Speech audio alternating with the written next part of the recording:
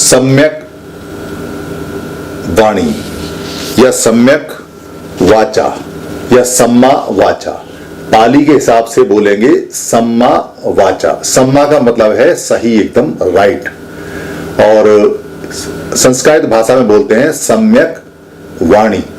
उर्दू में अगर कहेंगे तो कहेंगे सही कहना, या संस्कृत भाषा में, बोलचाल की भाषा में कहेंगे तो कहेंगे ठीक बातचीत करना या ठीक बोलना या राइट स्पीच। ये सबसे पहला आता है 8 अंगों का जो मार्ग है, जिसको 8 फोल्ड पाथ कहते हैं, जो भगवान बुद्ध की शिक्षा का सबसे मूल है। ये जो सही तरह से बोलना है, बेसिकली ये सही तरह से बोलना है क्या?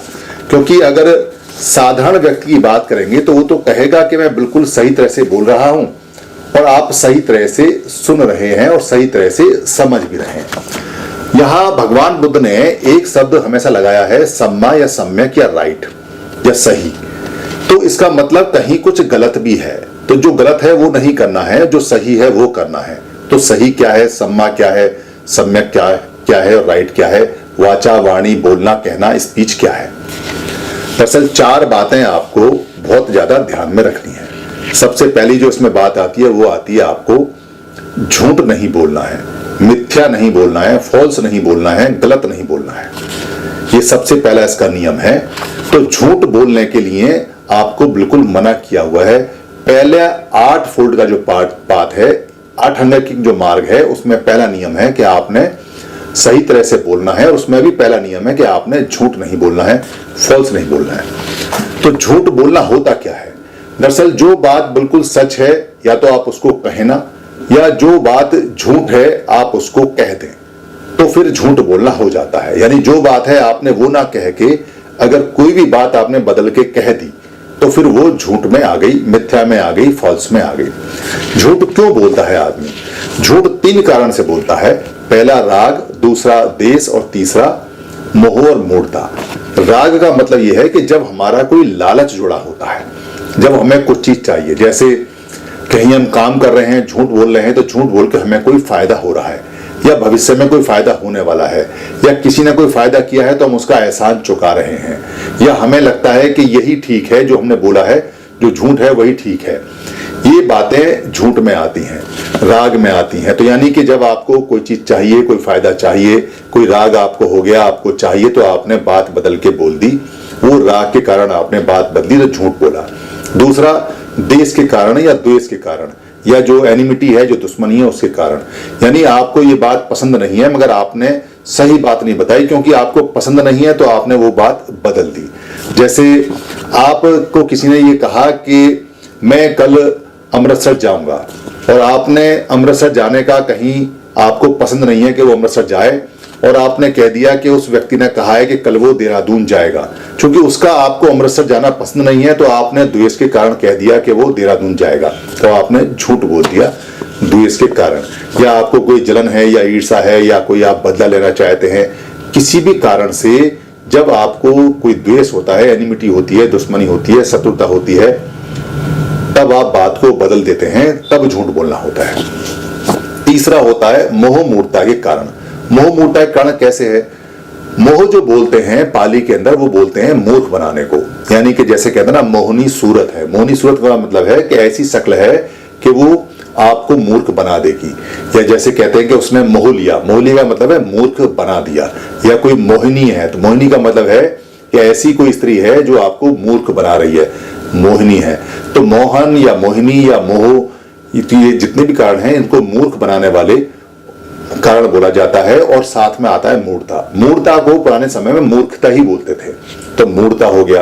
यानी कि ऐसा कोई कारण है कि आप हंसी में, मजाक में, या चढ़ाने के लिए, या कोई मजा लेने के लिए, या भाई बिना किसी कारण के आप झूठ बोल दें, मजे के लिए, या बिना बात के भी बोल दें, बिना कारण के भी, वो मोह मूढ़ता के कारण झूठ आता है।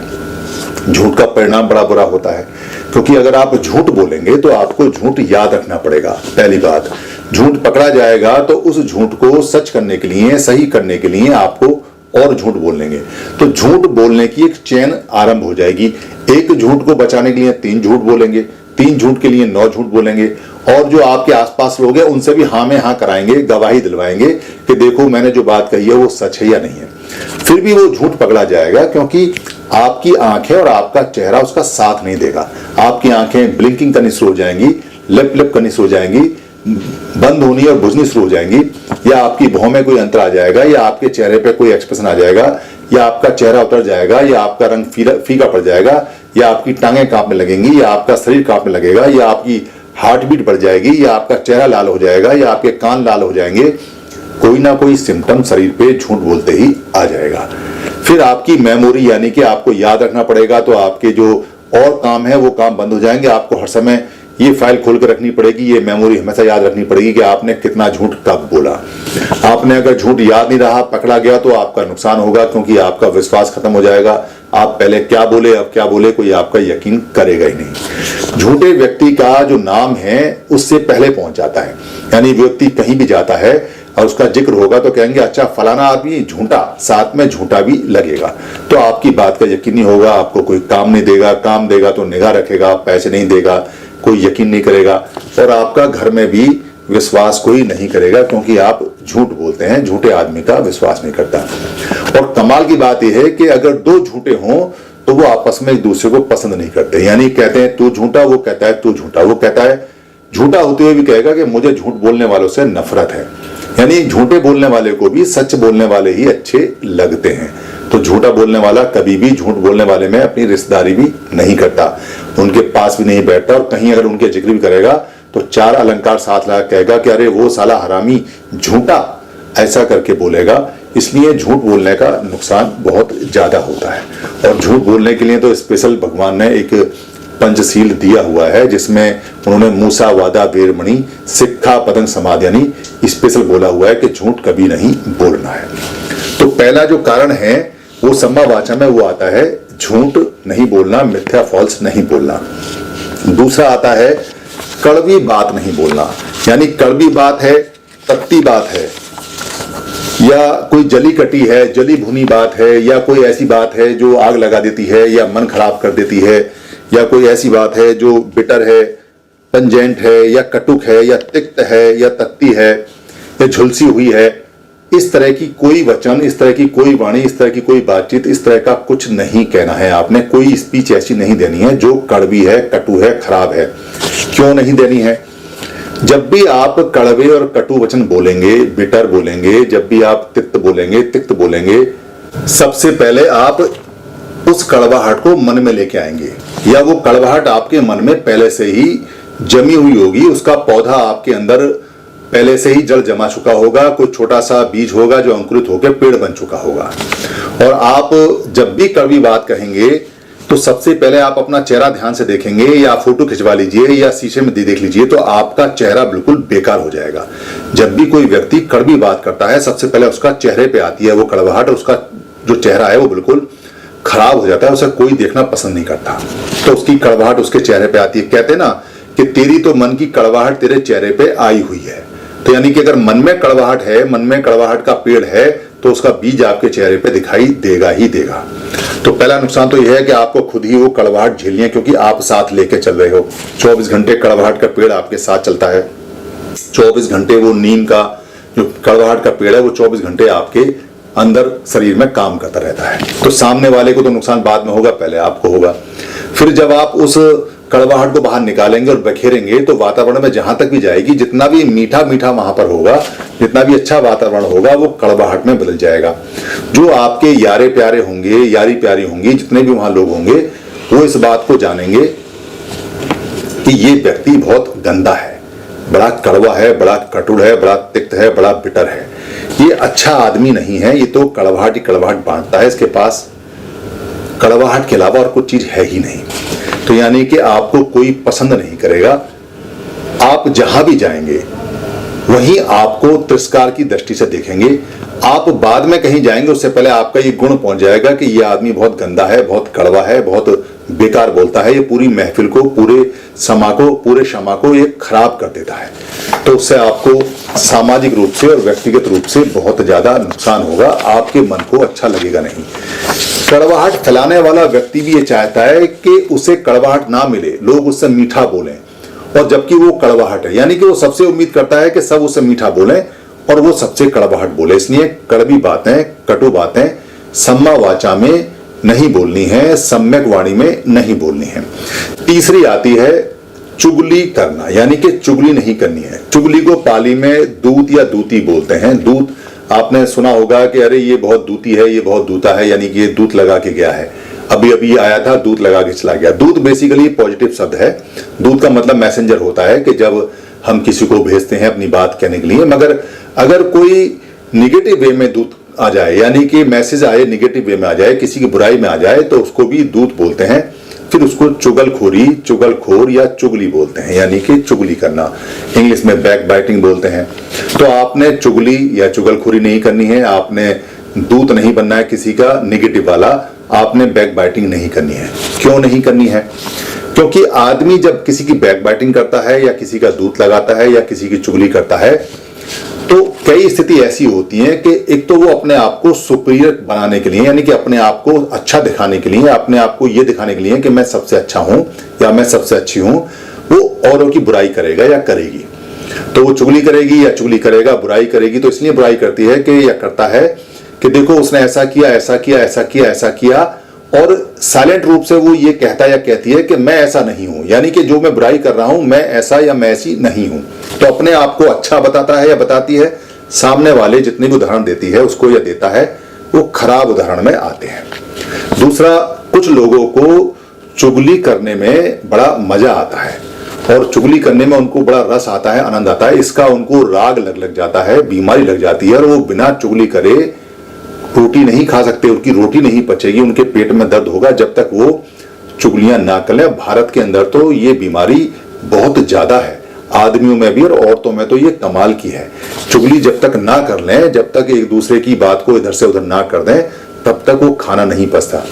चुगली करने वाला या करने वाली कभी किसी को पसंद नहीं आता। दो चुगलखोर भी होंगे तो वो आपस में अपने घर में जब जाते तो यही कहते हैं कि हाँ वो बड़ी चुगलखोरनी है, वो ये ऐसे कह रही थी। अपना नहीं बताएगी ना अपना बताएगा। और वो दूसरे घर में जाता है, जाती है, वो भी यही कहती है कि ये वाला जो बंदा है बहुत चुगलखोर है, चुगलखोर नहीं है, अच्छा नहीं है। यानी कि चुगलखोर आपस में एक दूसरे को कहते हैं कि अच्छा नहीं है, चुगली करती है, और एक दूसरे का यकीन और विश्वास भी नहीं करते। कई बार चुगलखोरों का लोग फायदा भी उठाते हैं। कैसे? उनको अपनी बात पूरे मोहल्ले में पहुंचानी होती है तो वो किसी चुगलखोर को कहते हैं कि ये बात ऐसे ऐसे है और तुम किसी को कहना मत, चुगली मत करना। वो जानते हैं कि ये चुगली करे बिना मानेगा या नहीं, या मानेगी नहीं, और ये ढोल का पोल है और ये फटेगा ही फटेगा और आवाज पूरे मोहल्ले में जाएगी और उसका काम हो जाएगा। तो चुगली करने वाले की एक अच्छी इमेज और अच्छी बात नहीं मानी जाती, उसका कोई यकीन नहीं करता, उसका विश्वास नहीं करता, उसको सच्चा नहीं माना जाता, उसको अच्छा नहीं माना जाता। इसलिए सम्मा वाचा में या सम्यक वाणी के अंदर या राइट स्पीच के अंदर ये काम नहीं करना है। और चौथा जो सबसे बढ़िया है, आपने सुना होगा शोले जो फिल्म है, जिन लोगों ने देखी है, उसमें एक है भोपाल का कैरेक्टर जगदीप का। क्या कहते हैं? हम सूरमा भोपाली, ऐसे ही थोड़ी कहते हैं लोग हमको, आपने सुना होगा। तो वो सूरमा भोपाली यानी भोपाल और मध्य प्रदेश के अंदर एक शब्द चलता है बतौलबाजी। बतौलबाजी का मतलब है कि 2, 4, 5 लोग इकट्ठे हो जाते हैं और एक कोई बात कहता है जो बिल्कुल गप होती है, दूसरे उससे भी बड़ी गप कहता है, तीसरा उसका समर्थन करते हुए उससे भी बड़ी गप कहता है, चौथा उससे भी बड़ी गप कहता है, और इस तरह से वो आपस में मनोरंजन करते हैं। इसको बतौलबाजी का शौक बोलते हैं। खाली बैठे हुए हैं तो आपस में एक दूसरे गप कर करके गॉसिप्स बोलते हैं, अंग्रेजी में गप बोलते हैं, बतौलबाजी वहां बोलते हैं। तो वो बातें एक दूसरे की बहुत बड़ी बड़ी पेच लड़ाते हैं बातों के, यानी कि लंबी लंबी बातें छोड़ते हैं। कई बार तो वो ऐसी बातें होती हैं कि उनको ये बताते हुए कि ये ठीक होगी नहीं होगी, कई बार तो बहुत सारी दिक्कतें भी आती हैं, मतलब इतनी बड़ी बड़ी बातें गप में बोल जाते हैं। तो यहाँ बोला गया है कि आपने बेकार की, फिजूल की, बल बढ़ाना, या जो ऐसी बातें हैं जो बेकार हैं, जो किसी काम की नहीं है, जो व्यर्थ की बातें हैं, बकवास जिनको बोलते हैं, फिजूल बोलते हैं या गॉसिप्स बोलते हैं, ऐसी बातें नहीं करनी है। ये चौथा नियम है जो सम्मा वाचा है, जो सम्मा वाणी है। क्यों नहीं करनी है? बेसिकली ऐसी बात इसलिए नहीं कही है कि जब आप खामे का कहीं गाल बजाएंगे या खामे का कहीं चौंच लड़ाएंगे या खामे का कहीं गप्पबाजी करेंगे, तो गप्पबाजी करते समय, व्यर्थ की बात करते समय 2-4 झूठ बोल जाएंगे, 2-4 बात होंगी नहीं तो काल्पनिक बोल जाएंगे, 2-4 बात दाएं बाएं से लगा के बोल जाएंगे, 2-4 बात ऐसे बोल जाएंगे जिनका ना सर होगा ना पैर होगा। तो आपने खामे खा अपने ऊपर झूठ बोलने की फाइल चढ़ा ली। आपने खामे खा ऐसी बात बोल दी जो है ही नहीं और वो झूठी हो गई। उससे सामने वाला ये कहेगा कि ये व्यक्ति भरोसे का नहीं है, ये कुछ भी बोल सकता है, इसका कोई एतबार नहीं है, और वो आपका कोई एतबार करेगा नहीं। आपकी सोसाइटी में इज्जत चली जाएगी, आपकी निगाह में चली जाएगी। तो खामे खा आपने गॉसिप्स किया, गप्पे मारी, बात की आपने और 2-4-5 झूठ बोल दिए, 2-4 बार टेढ़ी मेढ़ी बात बोल दी, आपका सारा कैरेक्टर खराब हो गया। ये 4 बातें आपने नहीं करनी है। मगर 4 बातें क्यों नहीं करनी है? 4 बातें इसलिए नहीं करनी है क्योंकि आपने सबसे आखिर में समाधि में बैठना है, जहां आप समाधि के बाद में अपने मन को प्योरीफाई करेंगे और मन को आप पूरी तरह से शुद्ध करेंगे, परिशुद्ध करेंगे। और जब तक मन शुद्ध नहीं होगा, परिशुद्ध नहीं होगा, पाप आपके हटेंगे नहीं, क्योंकि पाप हटेंगे तभी तो मन शुद्ध होगा। तो पाप हटाने के लिए आपको समाधि में बैठना है। समाधि में बैठने के लिए आपका जो चित्त है, जो आपका मन है, जो आपका माइंड है, वो एकाग्र होना चाहिए। वो एकाग्र होना चाहिए, वो कंसंट्रेट होना चाहिए, वो एक बिंदु पे होना चाहिए। उसमें फालतू की बातें नहीं आनी चाहिए। अगर दाएं बाएं की उसमें बातें आती हैं जो निगेटिव हैं या पाप वाली बातें आती हैं, तो पाप वाली बातें आने से या निगेटिव बातें आने से होगा क्या कि आपका मन एकाग्रचित नहीं होगा, कंसंट्रेट नहीं होगा, समाधि लग नहीं पाएगी। और जब समाधि ही नहीं लग पाएगी तो आपके पाप कटेंगे कैसे? और पाप जब कटेंगे नहीं तो पुण्य निकल के आएंगे कैसे? और जब तक पाप जाएंगे नहीं, पुण्य आएंगे नहीं, तो आपका मन जो है वो कैसे खुश होगा और आपके शरीर को कैसे शांति मिलेगी? यानी सारा काम जो हम कर रहे हैं वो कर रहे हैं सुख प्राप्त करने के लिए, शांति प्राप्त करने के लिए, निब्बान प्राप्त करने के लिए, अपने दुख काटने के लिए, दुखों को दूर करने के लिए। इसलिए 4 बातें अगर ये आप नहीं करेंगे तब आप एक स्टेप आगे जाएंगे, तब आप समाधि की तरफ बढ़ेंगे, तब आप सुख की तरफ बढ़ेंगे। तो ये जो 8 अंग हैं, उन 8 अंगों का पहला अंग है कि आपको सही तरह से बोलना है। उसमें ये 4 बातें हैं। अगले स्टेप में मैं आपको बताऊंगा कि इसके अलावा फिर आपने क्या क्या करना है। जो आएगा सम्यक कम्मंत, यानी सम्मा कम्मंत या सम्मा कम्मंत या सम्यक कर्म या राइट वर्क या राइट कंडक्ट, इसके बारे में मैं आपको बताऊंगा अगले वाले एपिसोड में। धन्यवाद। टीम 22 पर सभी वीडियो बुक कॉपीराइट फ्री है। आप अपने पोर्टल पर, अपने यूट्यूब पर, अपने फेसबुक पर या किसी भी जो भी ऐप है उस पर आप यहां से डाउनलोड कर टीम 22 से या फेसबुक से या मेरे पेज से कहीं से भी कोई भी वीडियो ले सकते हैं, उसको डाउनलोड कर सकते हैं। उसमें अपने नाम का कुछ भी ऐड कर सकते हैं या अपनी कमेंट्री कर सकते हैं। उस वीडियो का कोई भी पार्ट आप ले सकते हैं, उसका प्रिंट मटेरियल भी बना सकते हैं, उसको किसी भी भाषा में आप बदल सकते हैं, उसका ऑडियो चेंज कर सकते हैं, उसका वीडियो ले सकते हैं। आप जैसे भी चाहें टीम 22 की किसी भी वीडियो का या सारी वीडियो का इस्तेमाल कर सकते हैं। ये हमेशा कॉपीराइट फ्री थी और हमेशा कॉपीराइट फ्री रहेंगी। हमारा सिर्फ इतना काम होता है कि महापुरुषों की जो बातें हैं उन बातों को हम सरल भाषा में, आम भाषा में आप तक पहुंचा देते हैं। अब आगे आपका काम है कि आप अपनी भाषा में बदल के या ऐसा का ऐसा शेयर करके या इसको आगे भेजकर या इसका लिंक भेजकर या इसमें से कोई भाषा बदलकर या इसको प्रिंट कर या इसको लोड कर या डाउनलोड कर या इसको टीवी में बच्चों को दिखाकर या किसी को गिफ्ट कर जैसे भी चाहे वैसे इसको आगे पहुंचाएं। धम्म की सेवा सबसे बड़ी सेवा है, क्योंकि धम्म दान, धम्म को देना सभी देने में, यानी जितना भी हम किसी को देते हैं, दान देते हैं, उनमें सबसे बड़ा माना जाता है। अगर आपको लगता है किसी वीडियो में कोई परेशानी है तो आप हमें लिख के भेज दीजिए, हम दूसरा वीडियो बनाकर आपको भेज देंगे। आप धम्म की सेवा में सहायक बने। धम्म आपको खूब लाभ देगा, धम्म आपको लाभ देगा, आप धम्म को लाभ देंगे। ये दोनों इंटरचेंज है। यही धम्म की प्राकृतिक नियम है। धन्यवाद। धम्म शरणं गच्छामि।